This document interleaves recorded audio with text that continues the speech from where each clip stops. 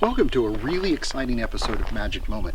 Today we've been granted very unusual access to come inside SunFest 2013, a really well-known, well-established summer solstice festival here in Northwest Oregon. It's very, very unusual to be granted this kind of access to bring a camera into an event like this. So we're going to show you some things you might not have ever seen before, and we're going to show you a bunch of people having a lot of fun on this episode of Magick Moment.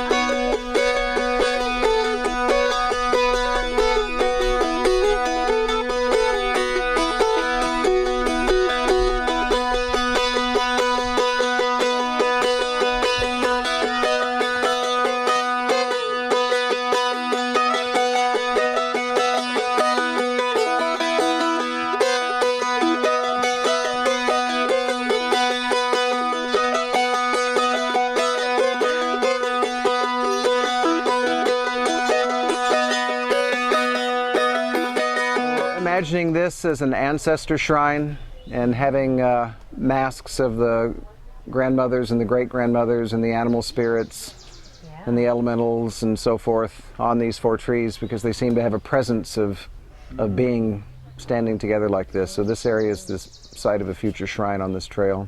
Sketch, and I guess that each one of us, myself, Joel, Neil, and Tasha, have put in between 400 and 500 hours.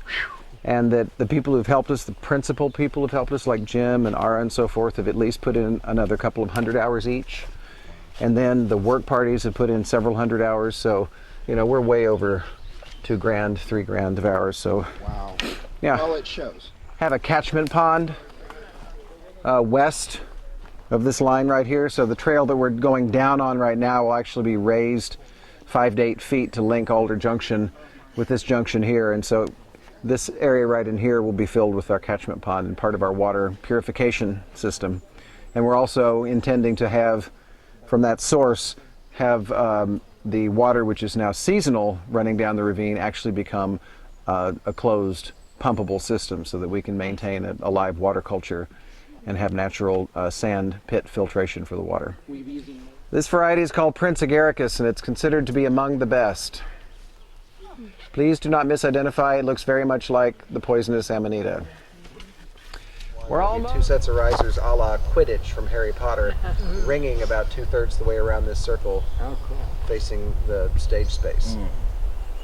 And this raised area right there, that's for our poets to regale us with their silver tongues.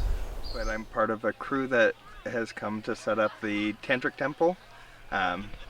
We're the yurt crew, and I enjoy this type of event, meeting new people, learning new things, taking the classes, and experiencing what different people's opinions have to offer.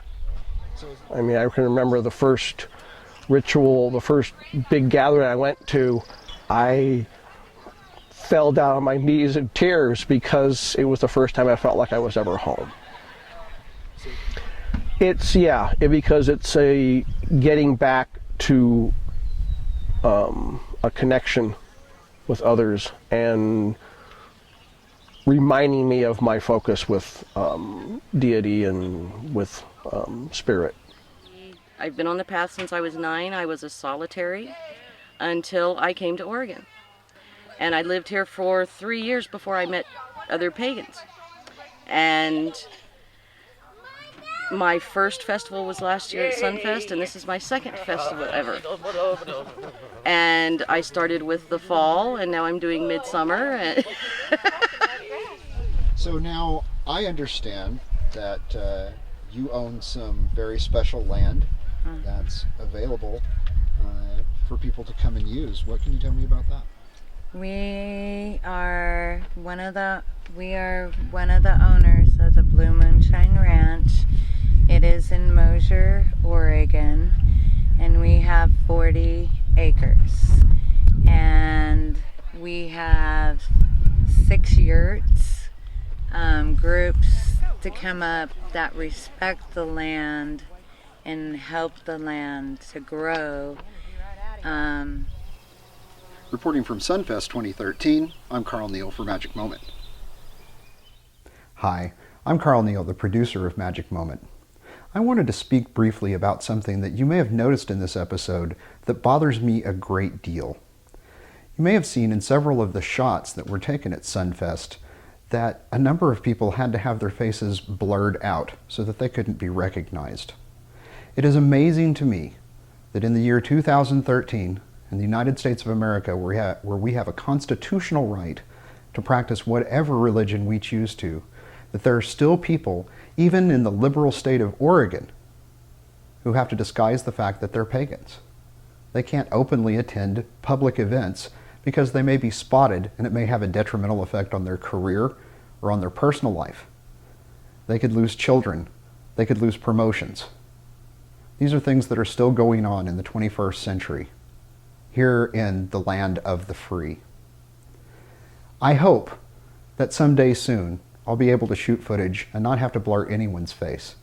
Can you imagine someone going to a Christian festival and having to blur people's faces out? People having to say, I don't want anyone to know that I'm a Christian. That just wouldn't happen. Someday soon we need to be there with the pagan community as well.